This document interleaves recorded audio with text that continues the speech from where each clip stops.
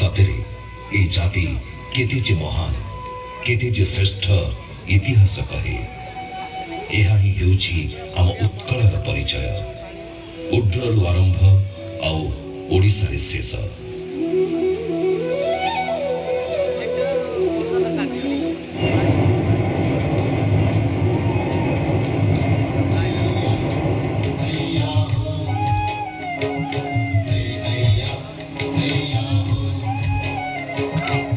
प्राचीन ओडिसा नौवाणिज्य क्षेत्र रूपे प्रसिद्धि लाभ करथिला। ओडिया साधव पुओ मने व्यापार वाणिज्य करबा पई विदेश को जाउथिले।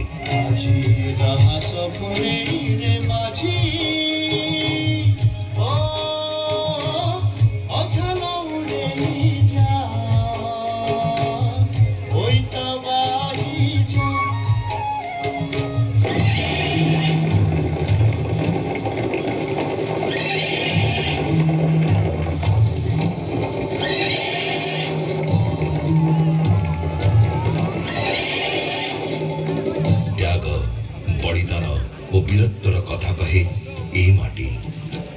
ए माटी रे दिने होइथिला सेई भयंकर युद्ध, कलिंग युद्ध।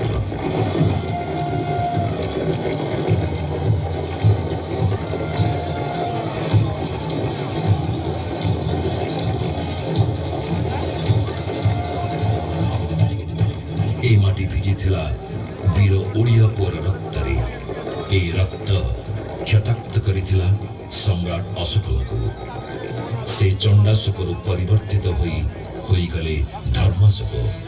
सत्य अहिंसा थिला जहांक परम धर्म।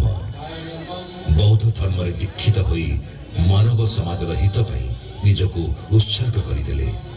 जहांकर मूल मंत्र थिला बुद्धं शरणं गच्छामि।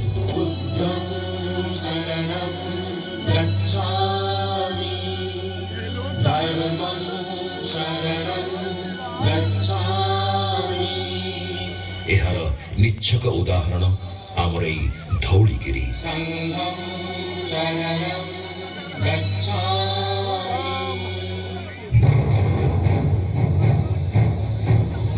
महामेघ वाहन ऐर खारबेड़ कलिंगर जड़े सुशासक राजा थिले। तांको राजत्व काल रे आरंभ होइथिला आउ एक नुआ जुगर। जड़े धर्म प्रचारक भावे से जैन धर्मर प्रचार और प्रसार करथिले। एहार मोक साखी हेउछि आमर एई खंडगिरी उदयगिरी, जहार कोणी अनुकोणी लिपिबद्ध होइछि जैन धर्मर वैशिष्ट्य।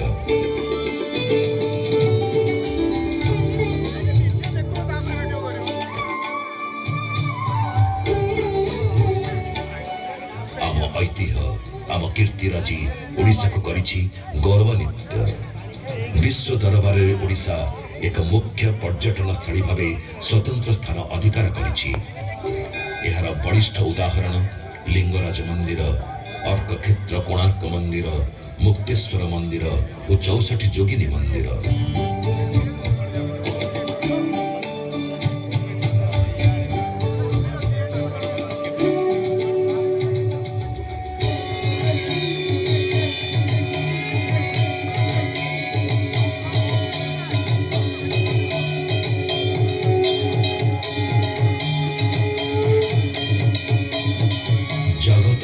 जगन्नाथ सबु ओडियांकर आराध्य देवता, जहांक पई ए श्रीक्षेत्र पालटि जाइछि एक पुण्य भूमि। से पुण्य भूमि रे अवस्थित आमर जगन्नाथ मंदिर।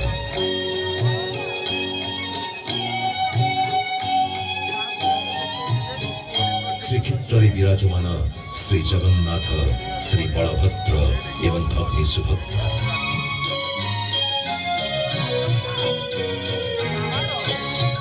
ओडिया पुअर हृदय रे रहिथिबा एई ठाकुर सारा विश्व रे विदित।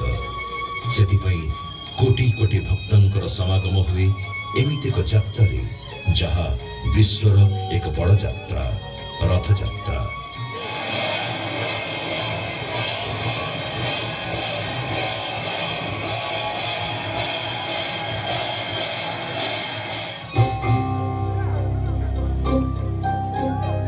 ओडिशार सुख समृद्धि लालायित हुई बहु राजा महाराजा और सम्राट ଏହାକୁ ନିଜ ଅଧୀନକୁ ଆଣିଥିଲେ। ସେମାନଙ୍କ ମଧ୍ୟରୁ ମୋଗଲ ଓ ମରାଠାମାନେ ଅନ୍ୟତମ। ପରେ ପରେ ବ୍ରିଟିଶ ସରକାର ଓଡ଼ିଶାକୁ ନିଜ ଶାସନାଧୀନ କରିଥିଲେ।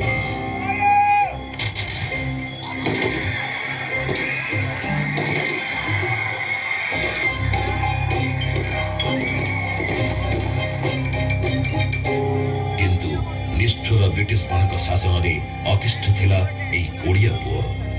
ତେଣୁ ସେ ଆରମ୍ଭ କଲା ବ୍ରିଟିଶ ସରକାର ବିରୁଦ୍ଧରେ ଭୀଷଣ ବିଦ୍ରୋହ, ଯାହା ପାଇକ ବିଦ୍ରୋହ ନାମରେ ଖ୍ୟାତ। ଏହି ବିଦ୍ରୋହର ନେତୃତ୍ୱ ନେଇଥିଲେ ଓଡ଼ିଆ ବୀର ବକ୍ସି ଜଗବନ୍ଧୁ। ଏହି ବିଦ୍ରୋହରେ ଅନେକ ପାଇକ ଶହୀଦ ହୋଇଗଲେ ସତ, କିନ୍ତୁ ଶେଷରେ ଓଡ଼ିଆ ପାଇକମାନଙ୍କର ବୀରତ୍ୱ ଓ ସାହସ ଆଗରେ ବ୍ରିଟିଶ ସରକାର ମୁଣ୍ଡ ନୁଆଇବା ପାଇଁ ବାଧ୍ୟ ହେଲା।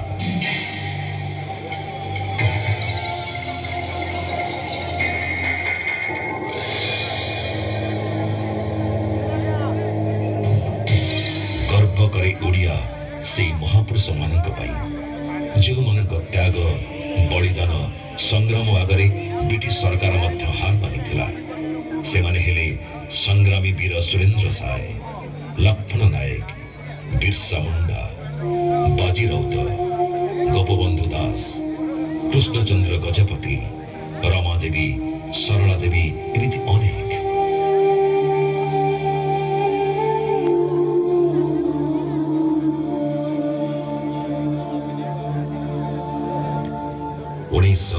ମସିହା ଏପ୍ରିଲ 1 ତାରିଖ ଆମ ପାଇଁ ଆଣିଦେଲା ଏକ ସ୍ୱତନ୍ତ୍ର ପରିଚୟ।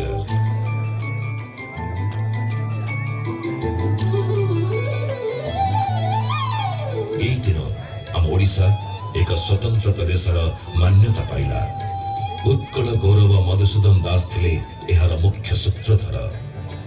ଏହି ସମୟରେ ଓଡ଼ିଆ ଭାଷା, ସାହିତ୍ୟ, କଳା, ସଂସ୍କୃତି ଏବଂ ଶିଳ୍ପ କ୍ଷେତ୍ରରେ ଅଭୂତପୂର୍ବ ଉନ୍ନତି ଘଟିଥିଲା। ସେହି ଭାଷା ସାହିତ୍ୟକୁ ବଞ୍ଚାଇବା ପାଇଁ ଆଗେଇ ଆସିଥିଲେ ଫକୀର ମୋହନ ସେନାପତି, ଯାହାଙ୍କର ଅବଦାନ ଥିଲା ଅତୁଳନୀୟ।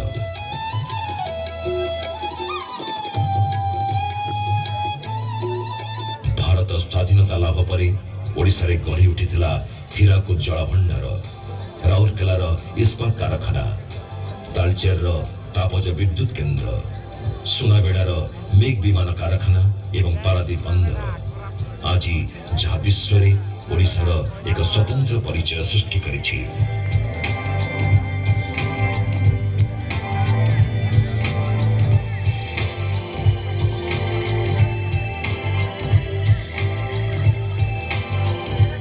ବର୍ତ୍ତମାନ ଦେଖିବା ଆମ ଲୋକନୃତ୍ୟର କଥା। ଓଡ଼ିଶୀ, ସମ୍ବଲପୁରୀ, ରଣପା, ଦଣ୍ଡନାଚ, ଚମ୍ପୁ, ଛଉ, ପାଲା, ଦାସକାଠିଆ, ଘୋଡ଼ା ନାଚ, ଯାହା ବିଶ୍ୱ ଦରବାରରେ ଅତ୍ୟନ୍ତ ଲୋକପ୍ରିୟ ହୋଇପାରିଛି।